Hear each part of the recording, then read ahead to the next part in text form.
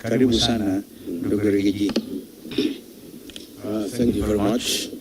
This is a press statement by the United Alternative Government on the fuel scandal in our country, Kenya.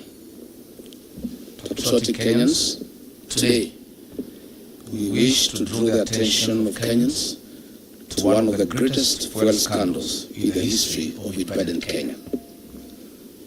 We have deliberately taken time to look into a scandal that has hit Kenya in the hope that the government of President William Ruto would be kind to the people of Kenya and save them from further agony. Little was it forgotten to us that Kenyans are on their own, and the entire energy value chain is completely a criminal enterprise under William Ruto. We wish to state as follows.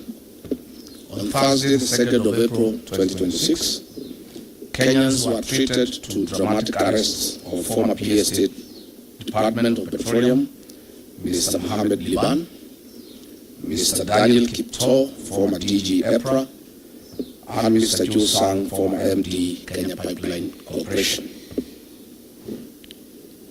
On 4th April 2026, a public statement made by William Ruto meant to hoodwink and fool the people of Kenya.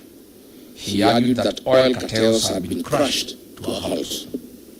Further, he strongly stated as follows: that the international oil companies, IOCs, had not declared their inability to perform their obligations under contract. Yet we know that there was official communication requesting a contract review and price adjustment following the Middle East crisis. The other trio had resigned, yet they were forced to resign during the Easter weekend while still under police custody. That the three accused persons will be charged in a court of law for various offenses. The three international oil companies, IOCs, in the so-called G2G arrangements are Saudi Aramco, they supply diesel and super petrol; Abu Dhabi National Oil Company, ADNOC, they supply diesel and jet fuel; and Emirates National Oil Company, ENOC, they supply super petrol.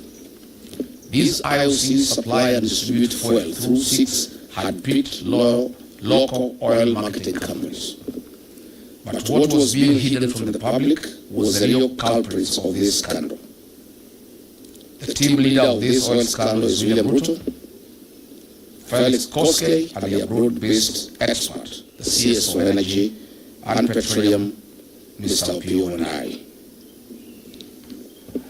And a local company, which is a nominee of the international oil companies IOCs awarded under the so-called G2G framework. While the crisis in the Middle East brought about the conflict of the USA and Iran, William Ruto saw a big business opportunity to fleece Kenyans, as he has always done. Kenyans would recall the Brazil maize scandal of 2009 when William Ruto was the Minister for Agriculture, and he was fired by the then Prime Minister, the late Right Honorable Raila Odinga. Truly, you can't change the character of a man.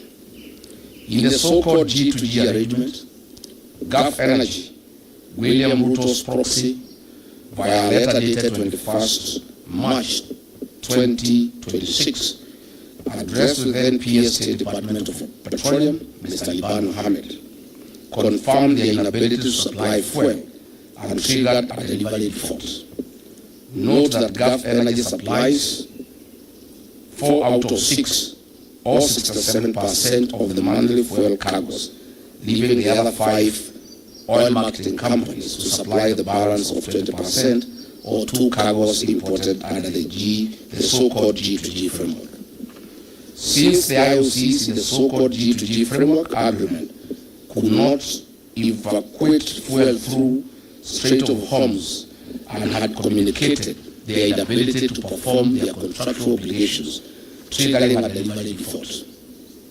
The 3 government officers invoked relevant provisions of the Petroleum Importation Regulations 2023 and implemented a government directive issued by the National Security Council Committee by the letter dated 9th March 2026, reference number OP CAB 3/55A, to explore and implement strategies to diversify petroleum import sources beyond single region, reducing dependency and enhancing national energy security.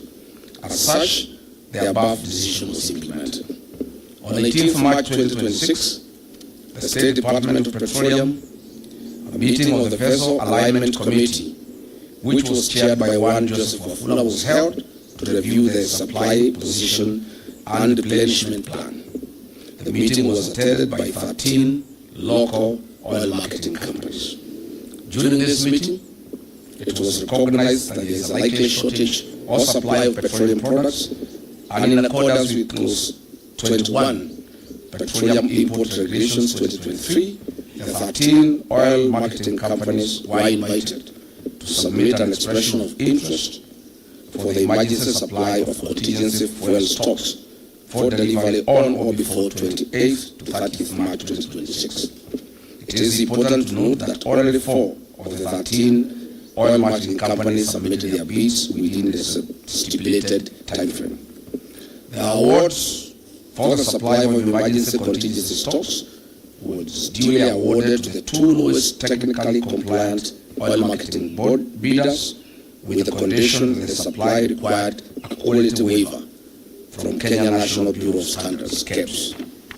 Note this was also in line with Clause 8.1 Petroleum Import Regulations 2023, an international best practice as seen in other countries who had relaxed fuel specifications following the effects of the Middle East crisis.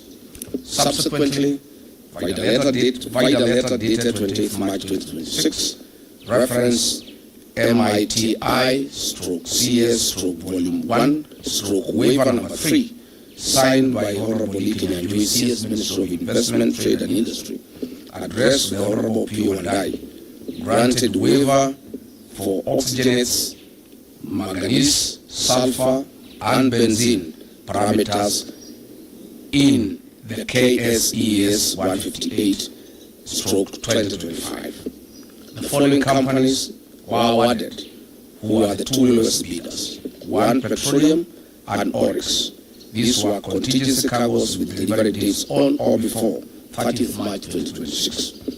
Their supply position was to provide fuel cover for 2 weeks, thus ensuring product availability during the Easter holidays. But where is the mischief of the oil cartels? William Ruto was well appraised of all these processes and procedures. All the directives were issued by the National Security Council Committee, chaired by Head of Public Service Felix Koskei, Ruto's errand boy.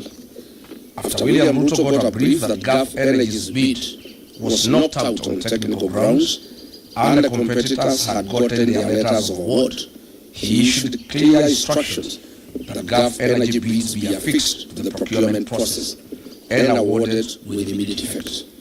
Gulf Energy submitted their bids 3 days later, on 23rd March 2026, after the awards had been executed.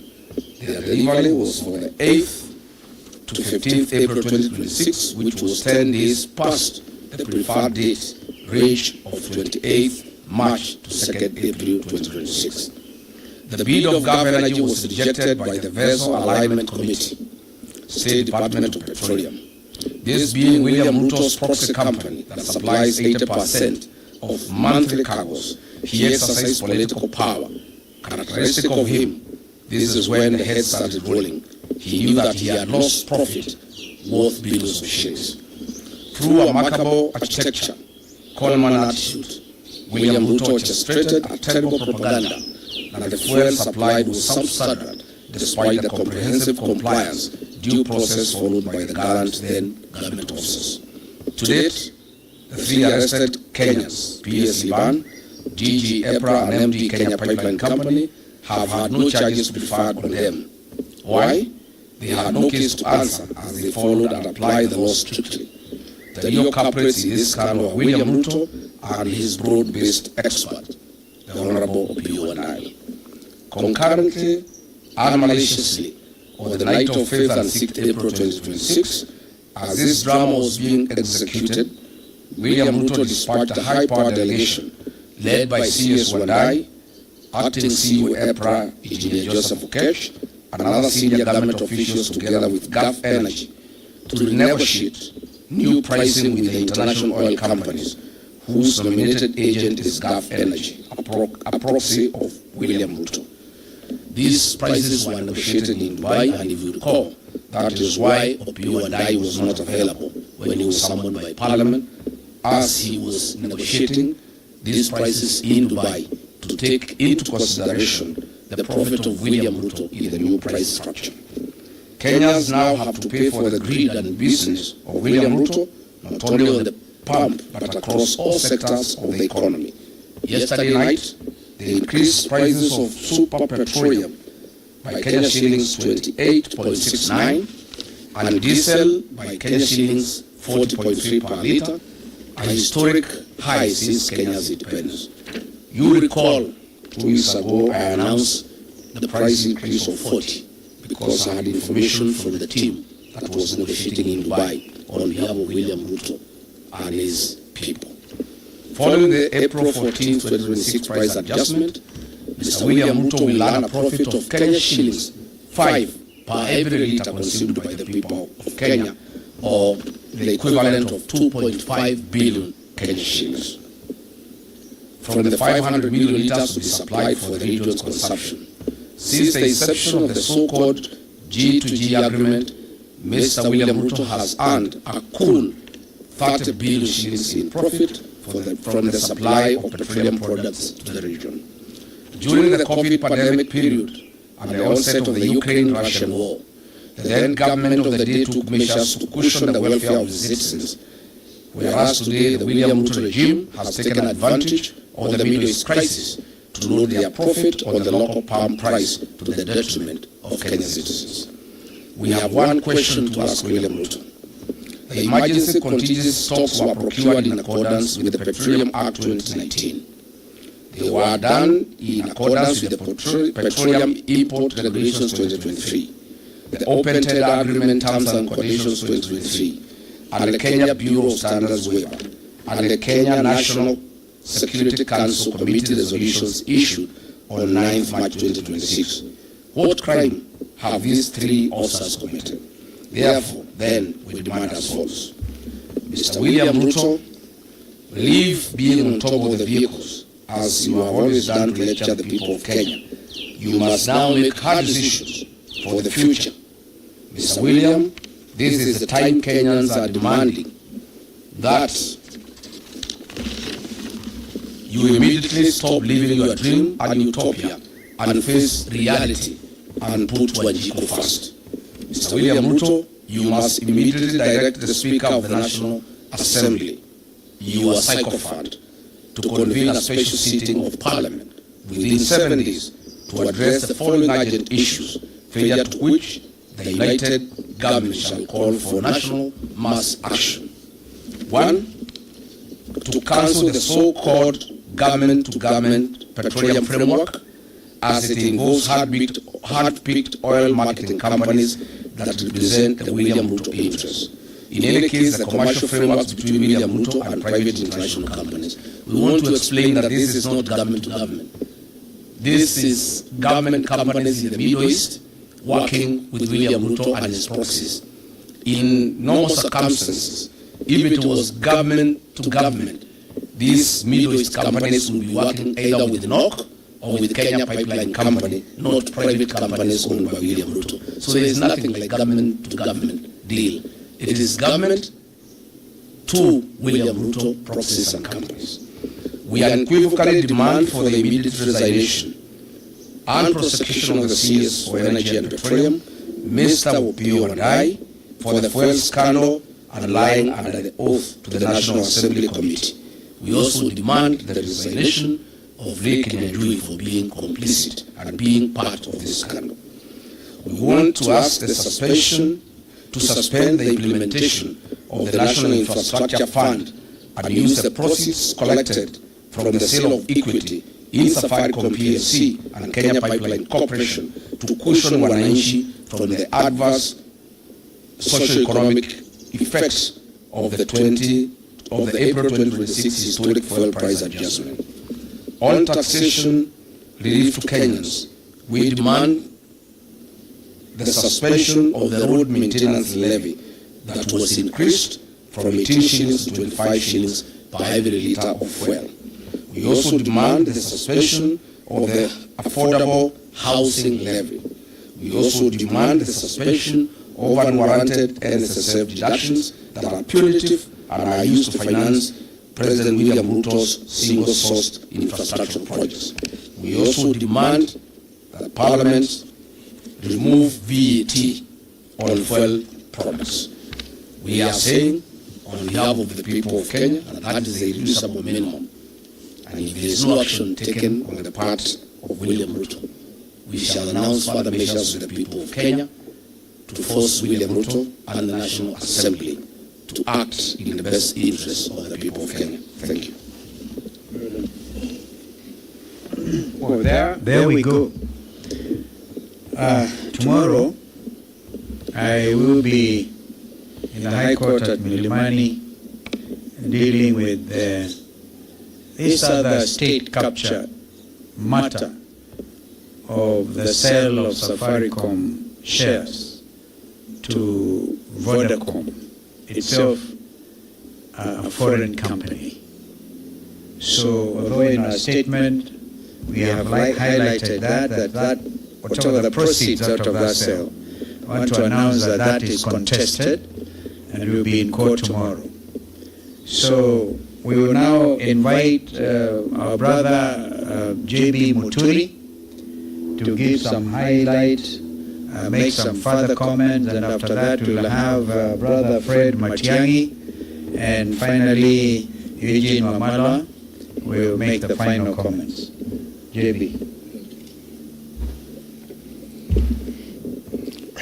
Thank you.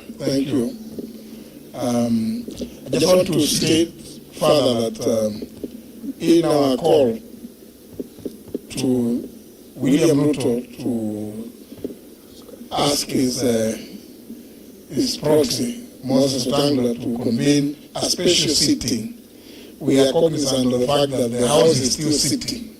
But we are saying that this is at the right time, if indeed William Ruto has any interest at all about the welfare of the people of Kenya, because we know the revenue and expenditure estimates, what we call the budget estimates, will be tabled before the House of Parliament not later than 30th of this month. And therefore, our call for a special sitting and for the removal of VAT and the suspension and or total exclusion of the extra 7 shillings charged on the fuel levy should be at this time and be considered during this special sitting because the ramifications of this historic and abnormal increase in the cost of fuel effected last night are enormous, and the implications will spread to all sectors of our national economy and affect the socio-economic fabric of this country. In conclusion, I just want to amplify the point raised in our statements that indeed, as Kenyans will recall, when William Ruto took over the reins of governments in 2022, it's when immediately, after he had made several promises that we needed to address the issue of the many taxes in the fuel sector. And many Kenyans will recall that he never shied to criticize the former administration. He said that there will be a review of the many. In fact, in his own words, he put those levies at 15. He said they're going to be reviewed.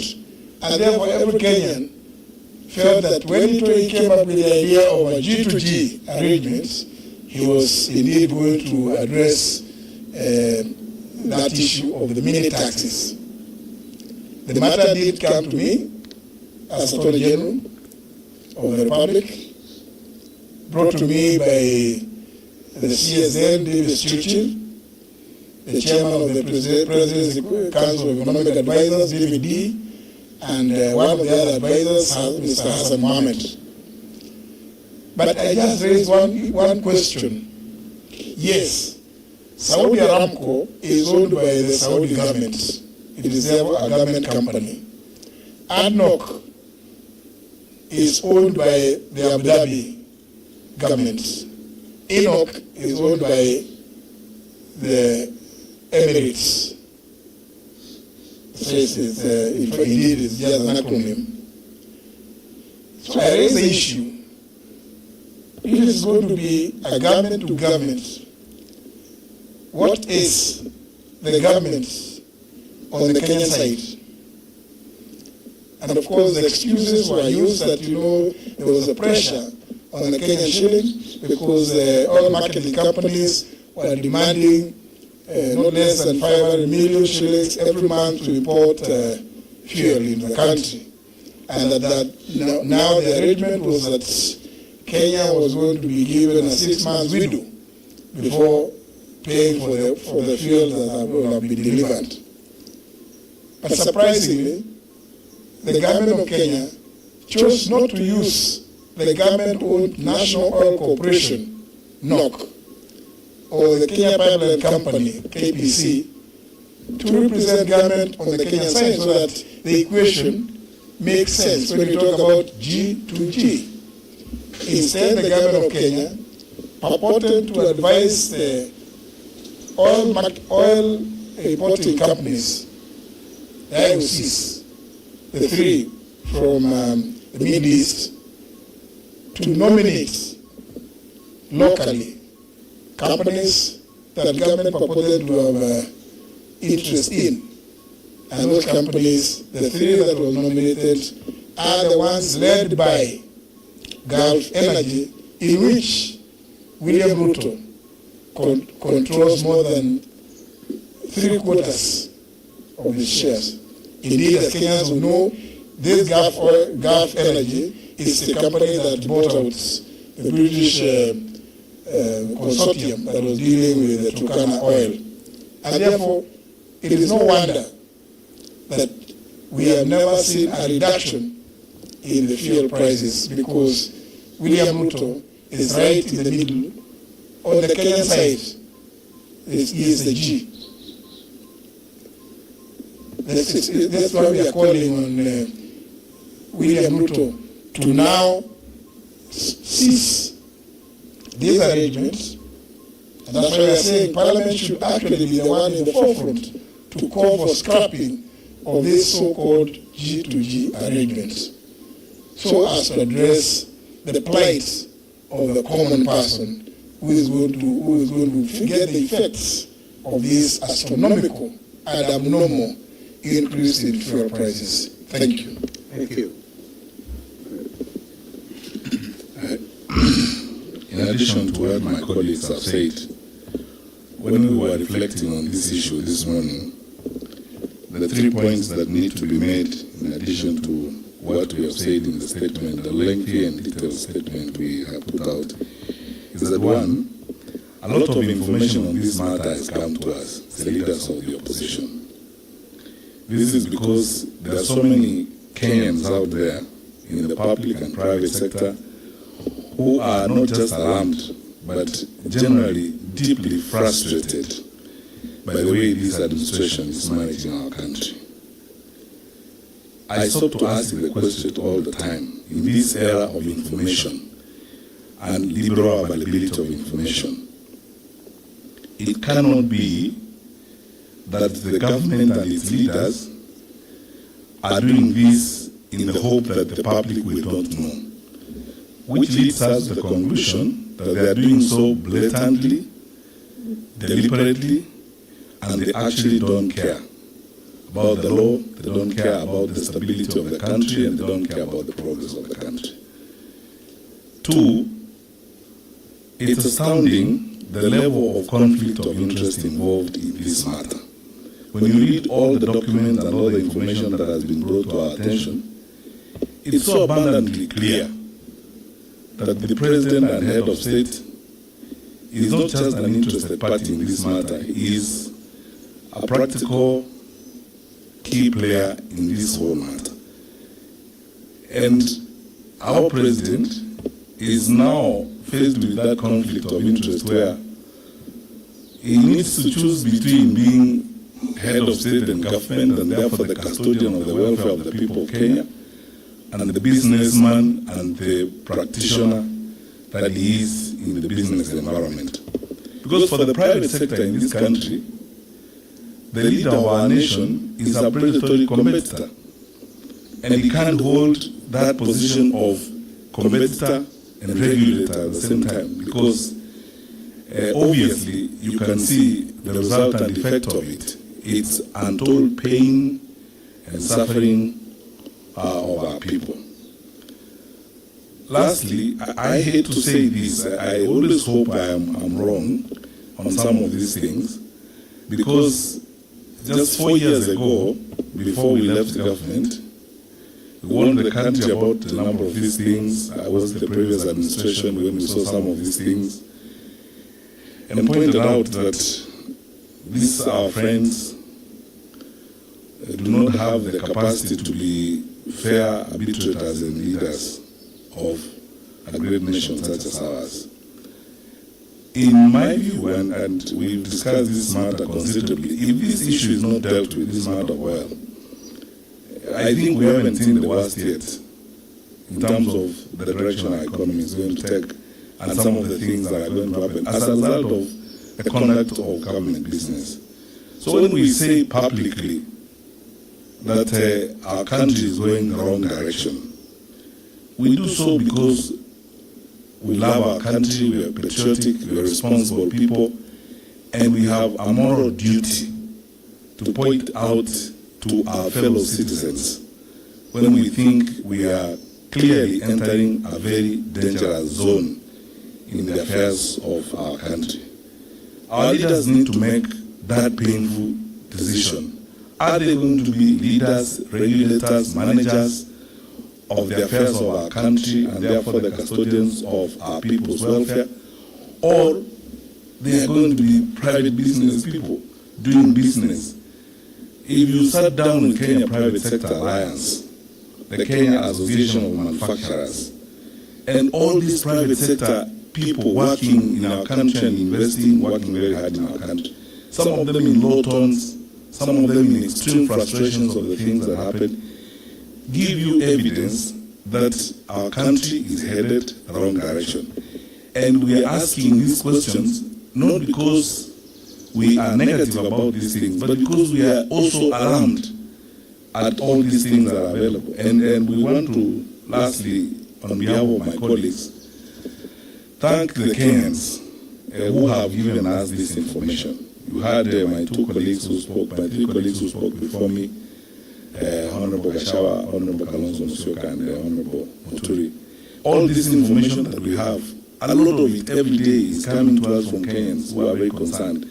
We thank them, we want them to know that we appreciate their forthrightness and their commitment, and we remain open. Please give us more information on this, because we have been taken through this oil business by government officers and public officers who are willing to share information, who are equally concerned and very, very frustrated by the way the affairs of our country are being run. We will work with them. My last point is to assure them that in us they have very worthwhile partners. We are also hopeful about our country, and we are asking them not to lose hope even as they find themselves in those circumstances. Help is on the way. We are turning the corner soon. We will turn the leaf soon, and we will continue with the business of building a country, because we believe our beloved country, Kenya, is better. We are better than this. Thank you. Well done. Okay. Asanteni sana wakiwa wenzangu wameongea Kiingereza mingi, watajaribu lugha ya taifa. Na niseme ya kwamba Wakenya wenzangu, jana shirika la April limetangaza kuongezeka kwa bei ya mafuta. Kienda kwenye station yoyote kufika sasa, mafuta ya petroli yako zaidi ya shilingi 200 na vile vile ya diesel.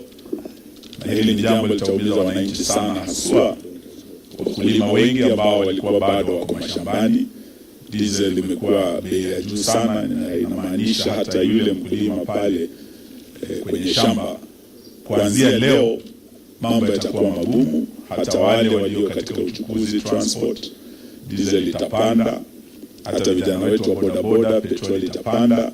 Na hiyo inamaanisha nauli itapanda kutoka kwa yule mwana bodaboda, yule matatu, yule bus, na popote unapoenda. Sasa gharama ya maisha imeongezeka kuanzia jana.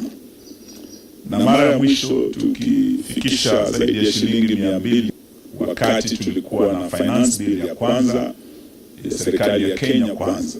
Na hiyo ndio ili double mambo ya VAT, ushuru kwa mafuta, kutoka shilingi 8 kwa lita hadi shilingi 16, 16% ya VAT on fuel every liter.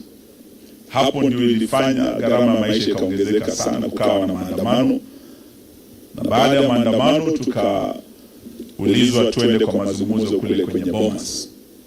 Tuliongozwa na Mheshimiwa Kalonzo Musyoka kule kwenye Bomas, timu yetu ya Azimio. Na kati ya yale tuliambia serikali hii ni kwamba Bwana Zakayo, shukisha ushuru. Ushuru wa kwanza shukisha kwa mafuta.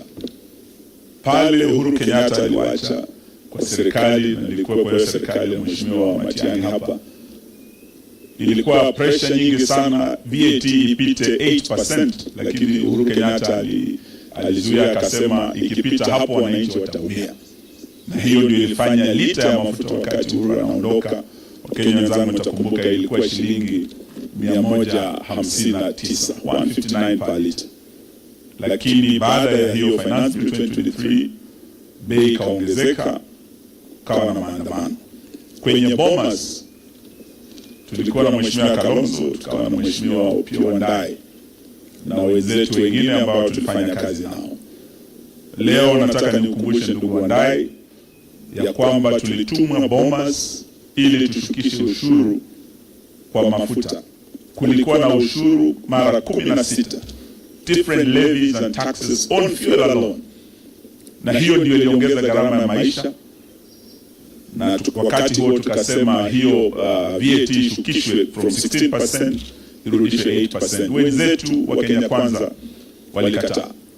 Na wakati tunamaliza mazungumzo hayo, bado waliongeza tena mambo ya fuel levy kutoka shilingi 18 hadi 25.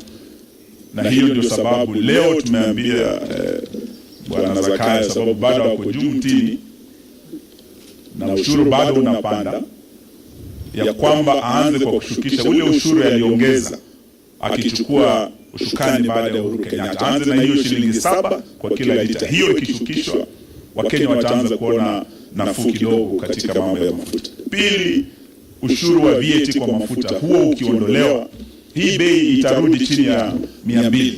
Na hiyo itasaidia kila mwananchi wa Kenya popote ulipo katika. Hiyo ndio jambo tumesema leo tukutane hapa na tuseme we must demand that this be done immediately, na bunge liwe na kikao rasmi kuzungumzia hili kama swala la dharura, sababu linaguza kila mwananchi wa taifa letu.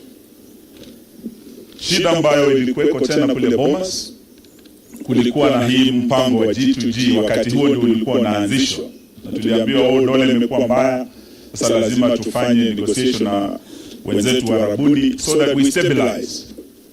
Na hata baada ya hiyo vita ya Ukraine na Russia, mambo kuwa kurudi normal na vile vile dola yetu kuweza kustabilize, G2G hiyo ilitakiwa iwekwe hadi mwaka jana. Alafu tukasikia imekuwa extended hadi December. Sasa tuambiwa hii G2G imekuwa extended hadi Septemba mwaka ujao. Hii inamaanisha ya kwamba hii bei itabaki ama itaongezeka, lakini haitaenda chini, sababu ya hii deal ambayo Kenyans are locked in, mpende msipende. Leo tumeelezwa vizuri sana kwenye statement yetu, tumeeleza wa Kenya mwenye G2G wakati wa Bomas, nilikuwa kati ya wale tuliangalia mambo hayo, na wakati walikataa kushukisha ushuru, nilikuwa kati ya wale nilikataa kuweka sahihi mkataba huo, sababu walikuwa na uwezo wa kushukisha ushuru wakati wa finance bill ya kwanza, lakini wakaongeza hata finance bill ya 2024 ikawa mbaya zaidi. Mzigo huo ulirudi kwa mwananchi, na ndio sababu vijana wetu wa Gen Z walijitokeza kupinga finance bill 2024. Kama tungefanya the right thing at Bomas in 2023, tutoe hiyo ushuru, tuachane na hii mpango wa G2G, vijana wetu wale walikufa 2023 75 hawangekufa. Vijana wa Gen Z waliokufa 63 2024 wakipinga ushuru huu hawangekufa. Leo tutasema wakati umefika, Bwana Ruto, ufanye kile ambacho Wakenya wanakuomba sasa, utoe hiyo ushuru. Lakini zaidi hiyo G2G wakati wa Bomas, when we challenged, tulisema haikuwa G2G wakati huo, on record kule Bomas katika Hansard iliyowekwa, sababu kulikuwa na Hansard ya bunge, ya kwamba hii G2G ilikuwa government to gangsters. Upande wa Uarabuni ilikuwa ni serikali, mashirika yameambiwa, na alikuwa Attorney General ya serikali. Lakini upande wetu tukatoa mashirika ya serikali, tukaweka kampuni zetu za kibinafsi. So it was government to gangsters. Na ile faida ambayo hawa wametengeza, vile Mheshimiwa Gachagua amesema hapa, it's obscene, it's immoral, ya kwamba rais wa nchi anaweza tumia shida kupata faida na kujifaidi yeye mwenyewe na wenzake, wanabiashara wenzake, na ni mabilioni ya pesa ametengeneza. Yale yanaendelea Kenya ni kama yale Shakespeare alisema, merchants of Venice, ambayo wamechukua profiteers instead of patriots who are leading our country. Wachache wanajivunia kwa Wakenya wakitengeza pesa nyingi sana kwa kila lita ya mafuta, na Wakenya wengi wakiwemo mama mboga na bodaboda waliokuwa at the bottom of the pyramid, ambao walitakiwa waletwe up, hao ndio wanafinywa sana na wanavumilia kwa Wakenya. Hiyo G2G tunataka tuseme ya kwamba it must be scrapped, sababu imekuwa source of a lot of money coming into the pockets. Pesa mfukoni kwenda kwa wananchi, imeenda kwa Bwana Ruto na wenzake. Na leo tunataka tuseme ya kwamba wakati umefika tuanze kujiuliza, je, tunaweza endelea kuwa na rais ambaye ni mwanabiashara, ambaye atumia ofisi yake kujifaidi mwenyewe na marafiki zake? Wakati amemaliza mwaka wa kwanza, orodha ya kwanza ambayo ilitoka, and this was global ranking of the most corrupt presidents of the world, aliorodheshwa kuwa nambari 2 nyuma ya Assad wa Syria. Mwaka jana wakati orodha imetoka ya kuangalia marais tajiri sana, amekuwa katika the first 11 of the richest presidents in the world, akiwemo na maoligarch kama Putin wa Russia. William Ruto ako kwa hiyo orodha. Na hiyo haitushangazi, sababu kama wewe ni rais mfisadi sana, mwanabiashara hodari, uko kwa sekta zote. Ukienda kwa sekta ya banking, hapo kule hii banki inaitwa Sidian. Ukienda upande wa mambo ya hoteli, hospitality, mahoteli ya Weston, hata kuna moja kule Masai Mara, the Ritz Hotel, Ritz Carlton. Tumeelezwa katika mambo ya manufacturing, steel na rafiki yake Devki, chuma zote za affordable housing, simiti yote yako kwa manufacturing. Tukienda kwa sekta ya kawi sasa, tunaguza G2G hii. Sio tu hiyo Gulf kampuni, ile mnasikia Starbucks, he has interest there. Tukienda kwa mambo ya hospitali, kuna hospitali inaitwa Real, na tuliona rafiki yake pale Nairobi West Hospital, he has interest there. Kwa mambo ya SHA, Ni biashara mikubwa sana anafanya kule kwenye SHA na katika sekta ya afya, katika sekta ya uchukuzi, starting na aviation, ndege zake sio tu helikopta ambazo anakodisha hata serikali, lakini hata ndege zake zenyewe zinakuwa hired na KQ. Ni mwanabiashara mkubwa sana hata angani, sio tu hapa chini ardhini katika Kenya. Ni jamaa wa majuu sana. Tukienda kwa elimu, anaanzisha university kule Everett, sote tunajua is in direct competition na university ya Moi inaanguka, lakini anaanzisha world class university kule. Hata biashara ya matatu, he has not spared Kenyans, ako kule, tunajua matatu zake. Hata ukiingia kwa mambo ya sukari, amechukua kampuni zote, Zoya, Sony, Muhoroni, Miwani, mashirika yote ya kiserikali, na ekari zaidi ya 100,000. Na marafiki zake wachache Wahindi sasa wameshika sekta ya sukari mkononi mwao, na anaanzisha yake ya kibinafsi kule Kilgoris. Kuuliza Wamasai wanatuonyesha hiyo factory inakuja ni Ruto, na kuna zingine ambazo anaendelea kufanya. Na tunajua ya kwamba hata kwenye mining tunamuona kule Murima Hills, tunamuona kule West Pokot kwa simiti, hata dhahabu kule Kakamega na kwingineko. Sasa tunauliza kama Wakenya, jamani, itakuwa vipi tuwe na rais ambaye ni mwanabiashara? Kule Venice kulikuwa na mabepari wa Venice, merchants of Venice, but now we have merchants of Kenya, led by none other than William Ruto. In fact, for me, I'll tell my colleagues, we should not just be asking the PS to resign over this scandal and small fish. We should not just be asking Mopio and I, we should be asking William Ruto himself. You are conflicted, Mr. President. You are a merchant, you are a profiteer, you are not a patriot.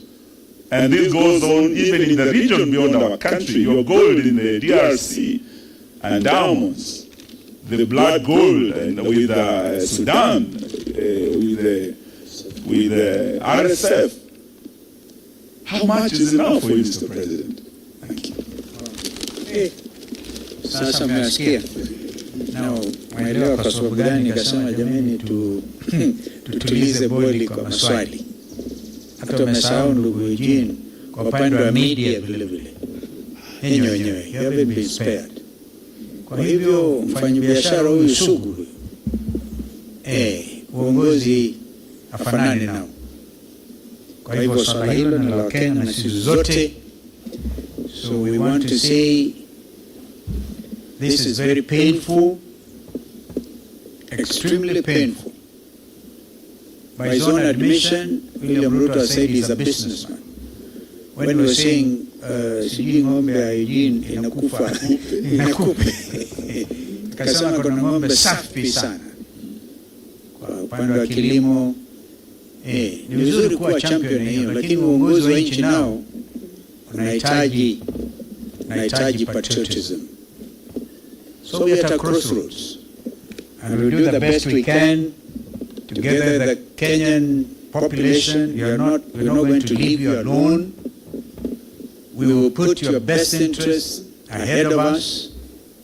Kwa hivyo, let's keep hope alive. Asanteni sana. Thank you. Thank you.